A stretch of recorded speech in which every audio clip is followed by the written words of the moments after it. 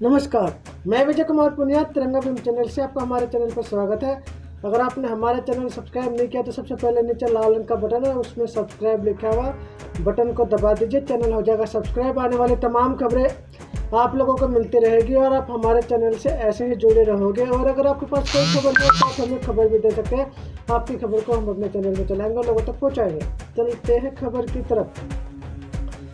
आज सब कुछ हम दो हमारे दो के लिए हो रहा, ये कहा है राहुल गांधी ने पार्लियामेंट में। राहुल ने कहा, कभी एक वक्त हम दो हमारे दो का क्यूट सा लोगो हुआ करता था जिसमें प्यारे प्यारे मोटे मोटे चेहरे होते थे। अब देश में सब कुछ हम दो हमारे दो के लिए ही किया जा रहा है, यानी कि सीधा सीधा जो इशारा है प्रधानमंत्री नरेंद्र मोदी और अमित शाह, ये तो दो ये हो गए। और दूसरे दो कौन से? अडानी और अंबानी, यानी कि हम दो हमारे दो, यानी कि राहुल गांधी ने जो इशारा किया है इसकी तरफ किया। कांग्रेस के पूर्व अध्यक्ष राहुल गांधी ने संसद में अपने संबोधन के दौरान पीएम नरेंद्र मोदी और उनकी सरकार के खिलाफ जमकर निशाना साधा। पीएम पर तंज कसते हुए राहुल ने कहा, कभी एक वक्त हम दो हमारे दो का क्यूट सा लोगो हुआ करता था जिसमें प्यारे प्यारे मोटे मोटे चेहरे होते थे। अब देश में सब कुछ हम दो हमारे दो के लिए ही किया जा रहा है। उन्होंने कहा कि आज 4 लोग देश को चला रहे। राहुल गांधी ने किसान आंदोलन और रोजगार के मसले पर भी सरकार को कटघरे में खड़ा किया।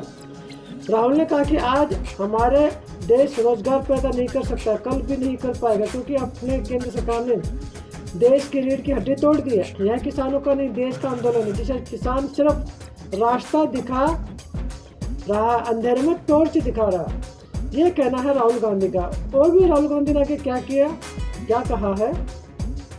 कांग्रेस में हर स्तर पर चुनाव होना चाहिए, तभी नई कांग्रेस उभरेगी। एनडीटी उन्होंने कहा कि प्रधानमंत्री देश को हम दो हमारे दो के सिद्धांत पर चला रहे हैं। बीजेपी नीति एनडीए सरकार पर निशाना साधते हुए उन्होंने कहा कि यह सिद्धांत हमारे सामने नोटबंद, गुड्स एंड सर्विस टैक्स यानी जीएसटी और हाल के किसान कानून के रूप में सामने आया, जिसके खिलाफ देश भर के किसान आवाज उठा रहे हैं। उन्होंने कहा कि सरकार ने हम दो हमारे दो के स्लोगन को नए मायने दिए। देश इस समय 4 लोगों के द्वारा चलाया जा रहा है, हम दो हमारे दो। हालांकि यह बात कहते हुए राहुल ने किसी का नाम नहीं लिया है, केवल इतना कहा कि हर कोई इन्हें जानता है कि हम दो हमारे दो कौन लोग हैं।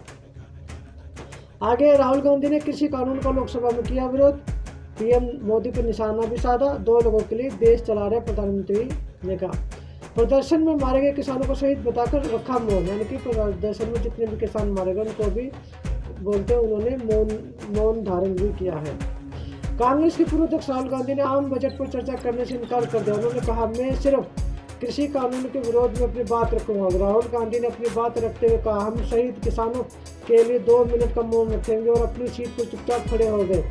राहुल गांधी ने अपील की कि आप भी मेरे साथ खड़े हो जाए। इस बीच सत्ता पक्ष के लोगों ने बार बार राहुल को बीच में रोका और आम बजट पर अपनी बात रखने की अपील की। राहुल गांधी इन विरोध के बीच कृषि कानूनों के विरोध में अपनी बात रखते हुए, यानी कि राहुल गांधी ने पार्लियामेंट के अंदर जोरदार अपना भाषण दिया और जो केंद्र में बैठी भारतीय जनता पार्टी है उनको 2 टूक जवाब भी दिया।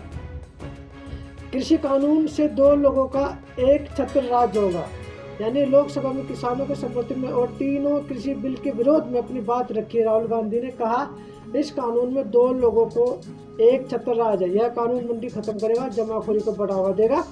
किसान को इतनी भी इजाजत नहीं होगी कि वह कोर्ट जा सके। इस देश को 4 लोग चलाते हैं, किसकी सरकार?